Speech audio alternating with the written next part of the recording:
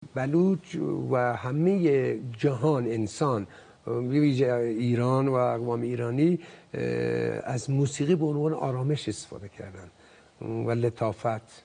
مثلا موسیقی در واقع از پراکندگی صداها و صوتها و اینا یه نظمی میدن در سکونها و در اجراها و در ملودیها و در گوشه ها. یه نوع موسیقی غذای روح محسوب میشه. من اینو میخوام بگم.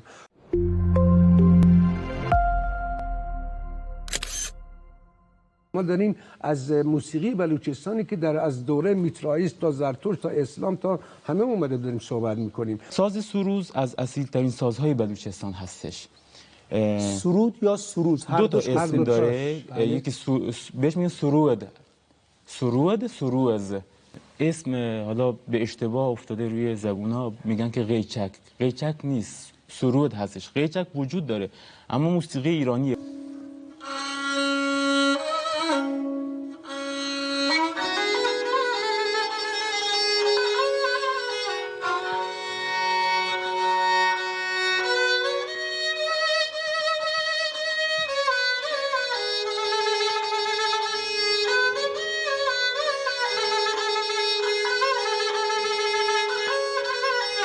لیکو رو از نظر شعری میتونیم البته تقریبا به هایکو ژاپن تشبیه بکنیم. اشعار کوتاه ولی اون نیست، چون تفاوت‌های بسیار زیاد دارد از نظر موسیقیایی و حتی هم شعری.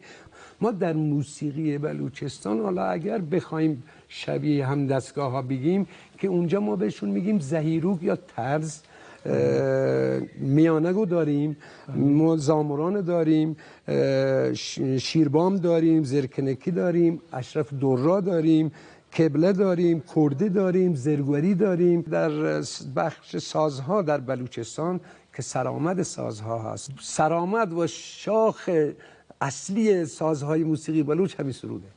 سرود هست که جایگاه احترام ویژه‌ای در هم مردم داشته، چون تمام روایتگر تاریخ و تمدنشون بوده، هم در بین موسیقیایی ها. ما بعد از سرود تنبوره رو داریم که همون پهلوان همیشه برای ریتم همراهش بوده. بعد از اون نه رو داریم، نل، چه تک نل چه دو نل. در فولکلور و قدیم تشت و کوزه رو داشتیم، با تشت و کوزه ریتم میزدن، با ابزارالات کار نوت می نواختن. با آب، موسیقی آب داشتیم. لڑے لاڈے لڑے لاڈو لڑے لاڈے لڑے لاڈو لڑے لاڈے لڑے لاڈو لڑے لاڈے لڑے لاڈو جنے مہرنگ توروں کا بزو کارچی ہلاروں کا جنے مہرنگ توروں کا بزو کارچی ہلاروں کا کشمور گی سلیمانی کن دوستم مهمانی کشمور کی سلیمانی کن دوستم مهمانی جن محرم تواروں کا بزو کارچی ہلاروں کا جن محرم تواروں کا بزو کارچی هلاروں کا. بلوچ هر کجا که زبانش قاصر میشه، احساسش، غم بزرگش، شادیهای ویژهش، تمام آرزوها و آلامش رو بخواد ابراز بکنه با زبان و شعر و با هر حرکات موزون و با دی لنگویج و هر چی شما بگی ناتوانه به ساز پناه میبره، بخصوص به همین ساز. ساز سرود ساز خیلی عجیبیه. یعنی من الان چند سالی هست که این ساز رو شروع کردم به یادگیری و به هر حال پیش اساتید بنا میرفتم، ولی هم میدهید. بله، ولی برای من هنوز این ساز عجیبه. این موسیقی برای من خیلی موسیقی عجیبیه. اگر که تاریخ اون خطه رو ببینیم، یعنی قبل از این که به کتاب یا مقاله چیزی رجوع کنیم، خود موسیقی اون خطه میگه که چه اتفاقاتی افتاده توی اون سرزمین، چه حماسه هایی، چه داستان های عاشقانه اونجا اتفاق افتاده. و من میخوام که یک ژانر دیگه هم به شما معرفی بکنم که اصیل‌ترین و سخت‌ترین سبک موسیقی بلوچستان هستش، سبک شهروندی حماسی.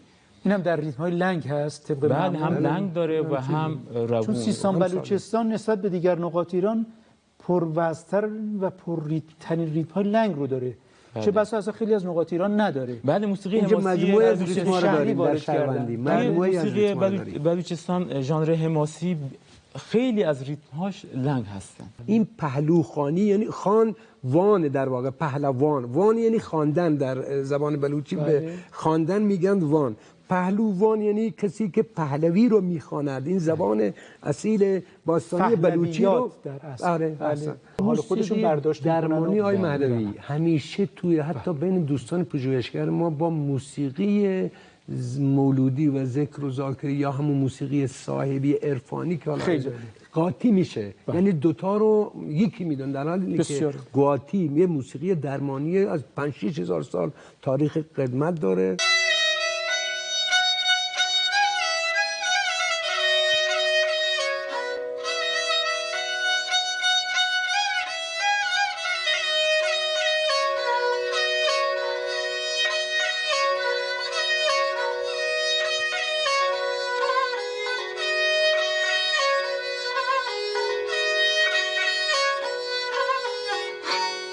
یکی از ارکان مهم در ژانر موسیقی گواتی دست هستش که باید باشه و 3 نفر، 6 نفر یا 10 نفر، هرچی بیشتر بعد هرچی بیشتر بهتر و اون نوازنده بهتر میتونه اون حس رو منتقل بکنه. خیلی موضوعش این خیلی گسترده است و خیلی طولانیه. ما سعی کردیم که خیلی خلاصه بگیم.